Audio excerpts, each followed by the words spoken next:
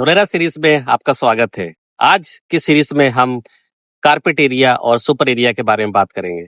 जो residential land जब हम बाय करने जाते हैं तो ये हमेशा कंफ्यूजन रहता है कि सुपर एरिया हमारा ये है बट हमें कारपेट जो है 30% कम मिल रहा है।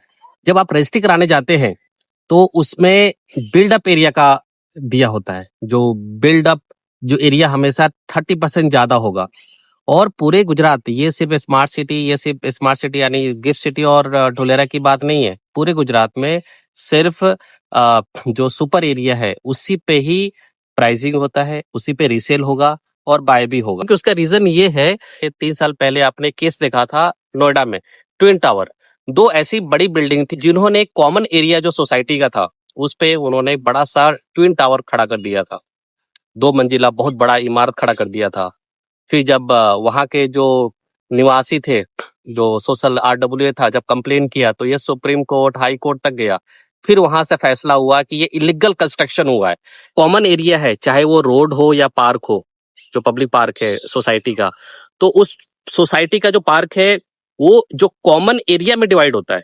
यानी अगर हमारा 100 गज है तो 100 गज से ही जो है जो सुपर एरिया है वो कॉमन रहेगा। ऐसा नहीं कि रोड जो है वो बिल्डर का रहेगा। जैसे मैं डेवलपर हूँ और मैंने बेच दिया और बाद में मेरा कोई वारिस आ जाए या मेरा कोई डिस्ट्रीब्यूट हो जाए तो फिर अननेसेसरी उसमें बवंडर होता है। ठीक है, इसलिए इसको बचने के लिए और इस तरह की जो ट्विन टावर की जो घटना हुई थी नोएडा में कुछ साल पहले, तो इस तरह घटनाएं ना हो इसलिए वहां पर सुपर एरिया पे सेल होता है और कारपेट एरिया पे नहीं होता है।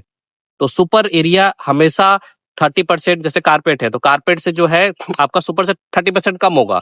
और वो जो स्पेस है वो सोसाइटी के अंदर जाएगा। एक तो आपका रोड है सोसाइटी का, जो इंटरनल रोड है, TP रोड नहीं, टाउन प्लानिंग का रोड नहीं।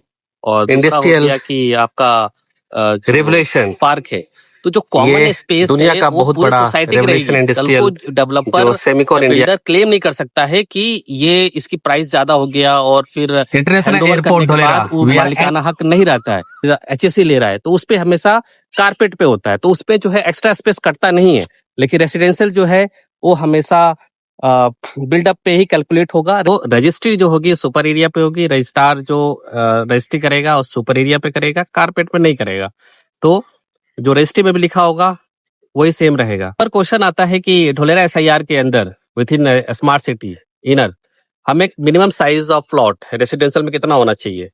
सो एज पर द DICDL धोलेरा अथॉरिटी का मिनिमम जो पास करती है लेआउट अप्रूवल और प्लान पास रजिस्ट्री, वो है 350 स्क्वायर यार्ड, यानी 350 स्क्वायर यार्ड। सो 350 स्क्वायर का मिनिमम होना चाहिए। अगर हम अंदर जो smart city within SIR यानी जो 22 गांव है उसके अंदर हम अगर प्लॉट ले रहे हैं तो राइट। लेकिन अगर बाहर का, जैसे बाहर के वो धोलेरा SIR का पार्ट नहीं है तो वहां पर 350 से नीचे अलाउ है। वहां पर ऐसा कोई लिमिटेशन नहीं है, रिस्ट्रिक्शन नहीं है। तो इसलिए जो है वहां बजट बन जाता है तो कुछ लोग लेते हैं। बट पर्सनली रिकमेंडेशन, अगर आपको चाहिए कहाँ पर लेना चाहिए कहाँ पर नहीं, तो you can call me our number. But I will not prefer to outside Dholera.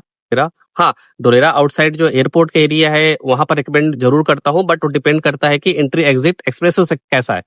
ऐसा ना हो कि एंट्री एग्जिट ही नहीं है तो फिर उसकी वैल्यूएशन ही बढ़ेगी। क्योंकि हमें इन्वेस्ट करना है तो ये सोच के करना है कि हमें अप्रिसिएशन कितना मिलेगा। If any doubt you can call me on my number two understand how it will be calculated super area है और बिल्डअप एरिया है। Thank you so much.